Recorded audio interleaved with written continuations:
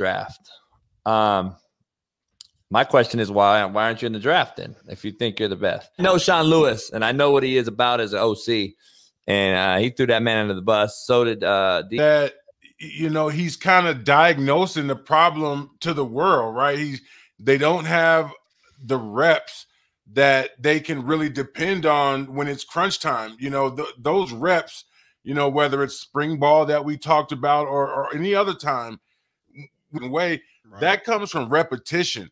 And these guys want to get it automatically, just kind of like, hey, you know, if you see this guy, you know, you got a choice route, and we're gonna make the right decision every time, and that's depending on talent. And if you don't get those reps in, man, it shows. And these kids nowadays, it's just so funny. Like he's saying much free will, you know, they could do what they wanted to do, and it's just like, man, he's just telling everyone. I mean, I actually agree with everything you just said. So I guess what's the issue? I see that's one of them, but the second one is, you know, he's basically saying, let's create a system for your quarterback. Like seriously, I'm not even. Well, you create a system for the quarterback. He's saying create it for me. Maybe what he's saying is he doesn't believe that the receivers should have the option of where to go, and it should all fall on him. Like there should not be any ambiguity in the route that you're going to run. As long as I know what route you're running, then we're good. Would like it to where he's going to know where his receivers are going, is what he's saying. And right now, his receivers, he thinks they're going to break this way. He holds the ball too long, they go this way. What I don't think the common fan out here understands. Choice routes are what football is now. This is the NFL. This is all routes. All routes have a choice built in based on coverage. Who's on the roof? Too high, one high, outside leverage, inside leverage. This is the route you break to based on coverage. He's saying, I don't want to bank on that and you doing the right thing versus that coverage. Right. He is the guy that won't stand in there and say, okay, it's too high. This is what he's going to run. If he runs the wrong route, it's on you, receiver. Right.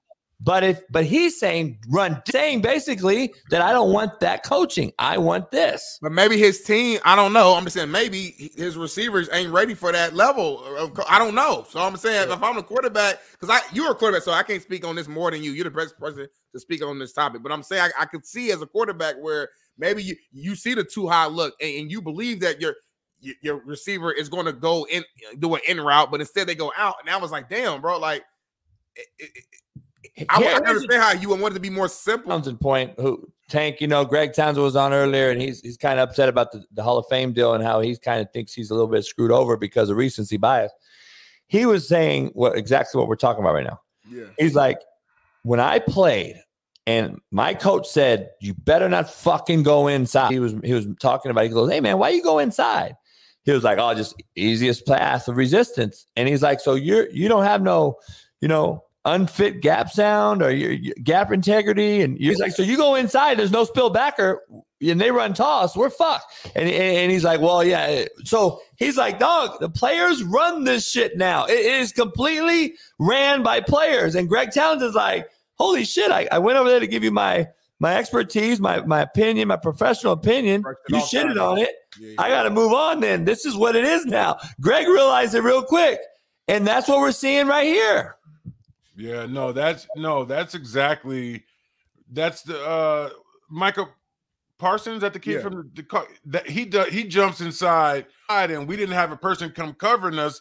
That's how you get the come stand by me, you know. But then you see how many times the quarterback breaks contain and to color, and you're giving him the wide choice, which is how it is, right? Like your studs usually have a kind of more of the choices, right, and everybody else's route is definitive, right? And so it's like, ooh, you know, I know Travis is going to break outside on this, and not every receiver. If you give every receiver, you know, their own, you know, two-way go, you're going to end up on your back a lot. So I get it, man, and it seems like it's like fast break ball on offense and defense, and man, it just becomes a lot harder to predict the game.